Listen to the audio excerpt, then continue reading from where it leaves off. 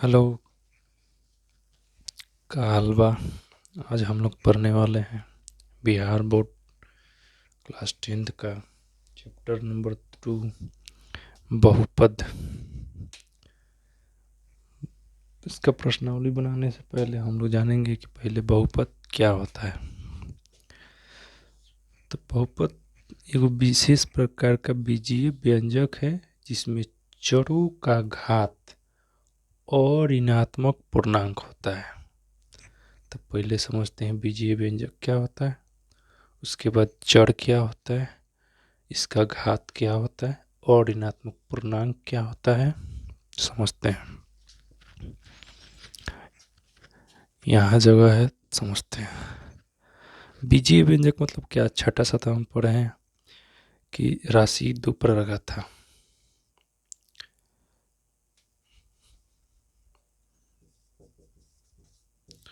एगो चर था,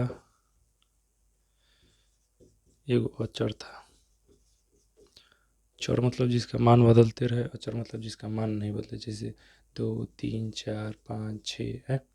अचर मतलब एक्स वाई जेड है, यू बी सी डी कुछ भी ले सकते हैं ए बी सी डी में से, ठीक है। लेकिन एक्स और वाई ज़्यादा मान्य है, मतलब यही ज़्यादा यूज होता है। बीजीय व्यंजक समझ लिए। अब चर चरों चर समझ रहे थे। चर यही हो गया एक्स वाई जेड, चर समझ लिए। अब चर का घात क्या, जैसे एक्स के पावर कुछ हो जाए, एक्स स्क्वायर हो जाए, एक्स क्यू हो जाए, एक्स के पावर 4 हो जाए, तो ये सब घात बोला जाता है। तो चर का घात समझ लिए। अब बोल रहा है और ऋणात्मक पूर्णांक। तो और ऋणात्मक पूर्णांक समझते हैं क्या होता है। अब आते हैं और ऋणात्मक पूर्णांक। पूर्णांक संख्या हम लोग पढ़े थे। पूर्णांक मतलब क्या था कि पूर्णांक से पहले नेचुरल नंबर पढ़े थे, यानी गिनती की संख्या 1 2 3 4 डॉट डॉट इन्फिनिटी तक। फिर आगे होल नंबर पढ़े थे 0 1 2। नेचुरल नंबर में 0 शामिल कर दीजिए, 0 1 2 3 4 5 6 डॉट डॉट। इसके बाद आया था इंटीजर। इंटीजर यानी 0 तो होगा ही, 1 इधर पॉजिटिव में जाएगा, 2 3 4 डॉट डॉट डॉट डॉट, इधर -1 -2 -3 -4 डॉट डॉट डॉट पूरा चलते जाएगा। तो हमको क्या लेना है, और ऋणात्मक पूर्णांक, यानी ये ऋणात्मक यानी नेगेटिव। नेगेटिव हमको नहीं लेना है, तो इधर वाला नेगेटिव में जा रहा है, तो इधर वाला हमको नहीं लेना है। 0 भी ना पॉजिटिव में आता है ना नेगेटिव में आता है, इसलिए हमको 1 2 3 से लेना है, ठीक है। ये होगा पॉजिटिव इंटीजर्स। इंटीजर्स ये हो गया पॉजिटिव इंटीजर्स। तो वही हो गया और ऋणात्मक पूर्णांक। अब हम लोग देखते हैं और ऋणात्मक पूर्णांक के बाद इसका जो बहुपद का जो फॉर्म होता है, इसी फॉर्म में होता है ए नॉट या A0, A1 x, A2 x square, A3 x Q dot dot dot. ऐसे ही A4 एक्स के पावर 4 प्लस A5 एक्स के पावर 5 आएगा, बीच में बहुत डॉट डॉट डॉट एन तक जाएगा, ठीक है। एन कोई जहाँ एनवा टर्म है, ये नॉट इक्वल टू 0 होना चाहिए। एन जो है एक और ऋणात्मक पूर्णांक, और ऋणात्मक पूर्णांक का भी समझाए हैं क्या होता है। अब बहुपद का एग्जाम्पल ले लेते हैं, जैसे 2x+3, 2x² प्लस 4x+2, ठीक है। अब आते हैं बहुपद का, समझते हैं गुणांक क्या होता है, घात क्या होता है और पद क्या होता है। तो बहुपद का गुणांक ये होता है जो चर राशि के साथ गुना में हो, ठीक है। जैसे एक्स वाई के साथ जो गुना में रहेगा, जैसे 3 4 ये सब गुणांक है। जैसे यहाँ A0 है, A1 है, A2 है, A3 है, ये सब बहुपद के गुणांक है। एग्जाम्पल में ले लेंगे तो यहाँ बहुपद का गुणांक क्या हो जाएगा, एक्स के साथ क्या है 2, तो 2 हो जाएगा। एक्स स्क्वायर के साथ क्या है 2 है, एक्स के साथ क्या है 4, यानी 2 4 बहुपद के गुणांक हो जाएंगे। तो हम लोग गुणांक समझ लिए। अब घात समझते हैं। घात का मतलब होता है उसका पावर। एक्स के पावर कितना है, 3 है, 2 है, 4 है। तो एक्स के पावर क्या है, कुछ नहीं तो 1 है। यहाँ एक्स के पावर कितना है, 2 है, तो 2 बोलेंगे उसको। एक्स का घात कितना हो जाएगा 2। लेकिन देखते हैं अगर किसी समीकरण का हमको घात निकालना है तो देखते हैं कि उसमें x का मैक्सिमम पावर कितना है। तो यहाँ x का मैक्सिमम पावर 2 है, यहाँ 1 है, तो यानी इस समीकरण का कितना घात हो जाएगा 2, इस समीकरण में कितना घात हो जाएगा 1। तो यही घात के आधार पे अब उसके पहले पद समझ लेते हैं। पद कुछ नहीं है, बस इसी को पद बोलते हैं। ये एक टर्म, ये दूसरा टर्म, ये तीसरा टर्म, ये चौथा टर्म, ऐसा ही एनवा टर्म है, इसी को पद बोलते हैं। एक पद, दो पद, तीन पद, चार पद, यानी चर और अचर राशि। जैसे 3x एगो पद हो गया, 4x स्क्वायर एगो पद हो गया, 4x स्क्वायर एगो पद हो गया, 3x स्क्वायर एगो पद हो गया, ठीक है। जैसे यहाँ एगो ये पद हो गया, एगो ये पद हो गया, एगो ये पद हो गया। अब देखिए घात के आधार पे इसका बहुपद कैसे कैसे होता है। अगर समीकरण का घात 1 हो तो रैखिक बहुपद होगा। इसका स्टैंडर्ड रूप ये होता है x प्लस बी। अगर घात 2 होगा तो इसको द्विघात बहुपद बोलेंगे। इसका ax square plus b x plus c, ठीक है। इसका एग्जाम्पल देख लेते हैं, 2x square plus 4x plus 2। अगर घात 3 होगा तो इसको त्रिघात बहुपद बोलते हैं, ax cube plus b x square plus c x plus d. इसका एग्जाम्पल ये है 3x square plus minus 2x plus x minus 1। अगर मान लीजिए घात 4 हो, घात 4 तो इसका ये वाला फॉर्मूला कैसे बनाएंगे, ये एक्स की power 4 b x cube plus c x square plus t x plus e, ये इसका स्टैंडर्ड हो जाएगा। तो ऐसे ही आगे जितना भी घात बढ़ता जाएगा वैसे बढ़ते जाएगा इसका एक्सपेंशन। अब आते हैं हम लोग बहुपद के शून्यक पे। तो बहुपद पढ़ते रैखिक बहुपद का ये फॉर्म होता है। तो मान लेंगे कि इसका कोई शून्यक k है, x प्लस बी का कोई शून्यक k है, यानी किसी चीज़ का शून्यक निकालेंगे तो वो k बराबर कितना 0 के बराबर होता है, या ax प्लस, इसको इसे समझते हैं, जो px है ax प्लस बी है, तो यानी इसका k शून्यक है, यानी x की जगह k पुट करने पर इसका जो मान होगा ना 0 के बराबर आ जाएगा, ठीक है। तो इसलिए इसको 0 के बराबर कर दिए हैं। एक पी एक्स बराबर एक्स प्लस बी है तो पी के कर दिए थे। अब एक्स की जगह के पुट करेंगे तो के ए के प्लस बी, तो ए के प्लस बी बराबर 0, क्योंकि के इसका शून्यक है तो के का मान रखने पर पूरा समीकरण का मान कितना आ जाएगा 0 के बराबर, इसलिए के बराबर माइनस बी बाई ए। अब आते हैं द्विघात बहुपद में।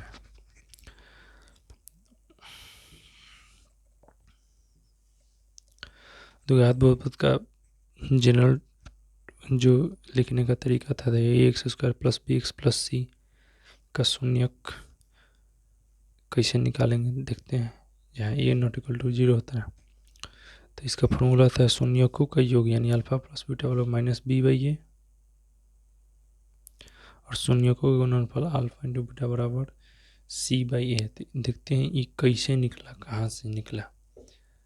तो मान लेंगे कि अल्फा, चूँकि यहाँ एक्स का पावर 1 था तो इसका शून्यक जो होगा इके को निकलेगा। यहाँ एक्स का पावर 2 है तो शून्यक 2 को निकलेगा, ठीक है। एक्स का पावर अगर 2 है तो इसका शून्यक 2 को होगा, इसको इसे समझते हैं।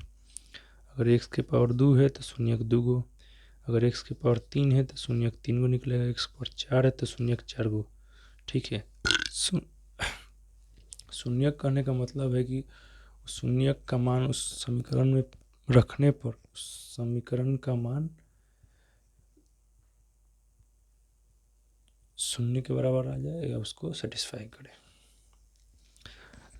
तो देखते हैं, अगर x square plus b x plus c है, एक्स का पावर 2 है तो इसका शून्य 2 होगा, तो इसलिए 2 को मान लिए। अल्फा और बीटा 2 को शून्य को मान लिए, और के को मान लिए कि कांस्टेंट है, अचर है, जिसका मान बदलता नहीं है। तो x square plus b x plus c के गुने alpha minus beta into x minus alpha into ये गुना है इंटू एक्स माइनस बीटा। अब इसको गुना कर देते हैं, एक्स से x square x minus x into beta. अब इससे गुना करते हैं तो minus plus minus minus x alpha minus minus plus x into beta. अब के से गुना कर देंगे सब में, पहले इसमें से कॉमन लेंगे, एक्स दोनों में एक्स कॉमन है, एक्स कॉमन ले लिए तो अल्फ़ा प्लस बीटा हो जाएगा, अल्फ़ा इंटू बीटा। ठीक है, अब इसके बाद के से गुना कर देंगे तो के एक्स स्क्वायर प्लस के एक्स अल्फ़ा प्लस बीटा के अल्फ़ा इंटू बीटा। अब ये जो है समीकरण आते हैं, अब इसको कंपेयर कर देंगे, कंपेयरिंग बोथ साइड, दोनों तरफ कंपेयर करने पर। तो एक्स स्क्वायर के साथ यहाँ का बा के बा, एक्स स्क्वायर के साथ यहाँ का है ए है, तो के बराबर क्या हो जाएगा ए। यहाँ बी एक्स के साथ क्या है बी, यहाँ एक्स के साथ क्या है एक्स के साथ में माइनस के इंटू अल्फ़ा प्लस बीटा। यहाँ छूट गया है के माइनस के into alpha plus beta, x के साथ क्या है माइनस के इंटू अल्फ़ा प्लस बीटा, और सी कांस्टेंट की जगह क्या है के इंटू अल्फ़ा प्लस बीटा। सी बराबर क्या हो जाएगा के इंटू अल्फ़ा इंटू बीटा।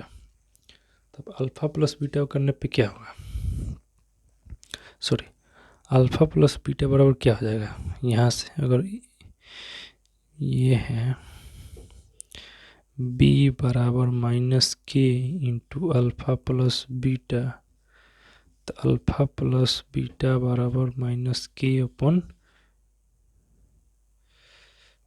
इसको ऐसे समझते हैं, ये के इधर गुना में तो इधर भाग में चल जाता है, तो बी अपन माइनस के किसके बराबर है ए के बराबर, तो यही लीजिए बी बराबर बी बटा ए, माइनस है तो माइनस लगा दिए यानी माइनस बी बाई ए। ऐसे ही alpha minus beta, alpha into beta कैसे निकालेंगे,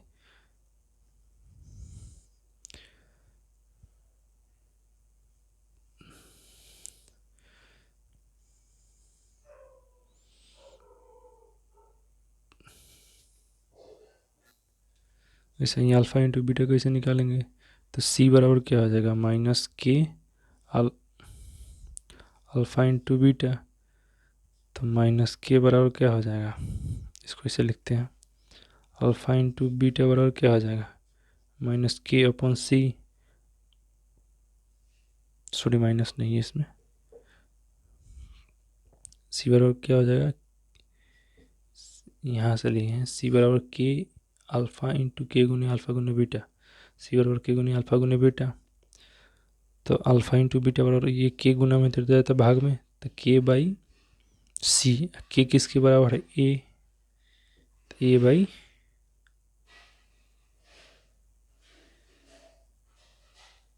सॉरी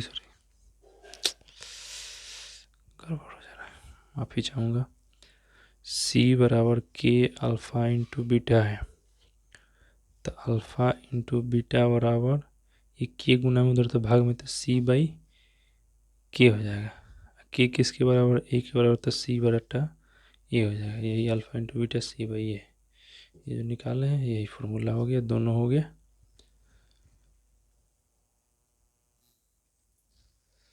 ये प्रश्नावली 2.1 देखते हैं, इसमें दिया है कि बहुपद पी एक्स के लिए शून्यक ज्ञात करना है, कितना शून्यक होगा, और जो समीकरण दिया है वाई बराबर P x, x dash x,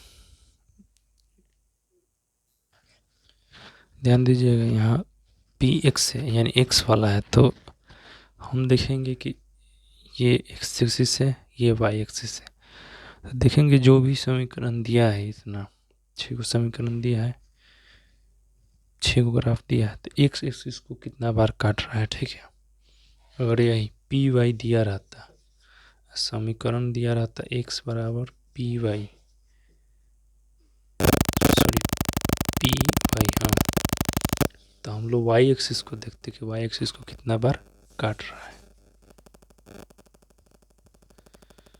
क्या बोल रहे थे, अगर समीकरण यही पी वाई दिया रहता,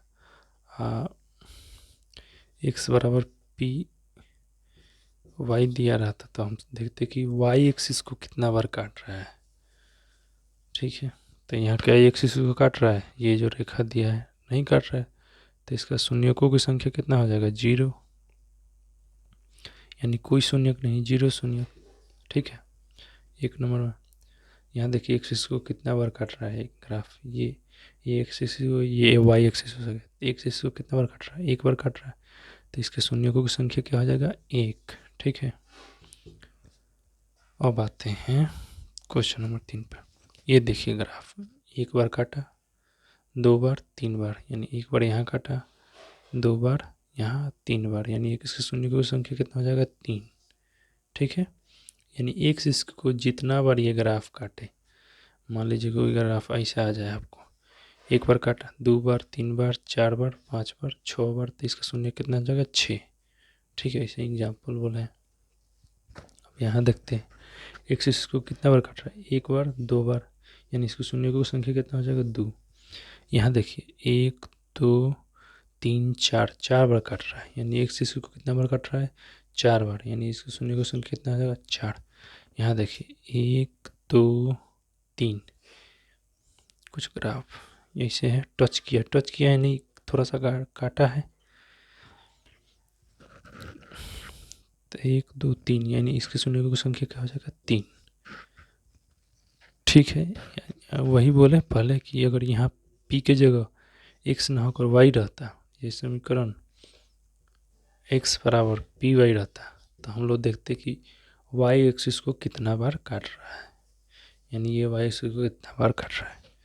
ठीक है, धन्यवाद।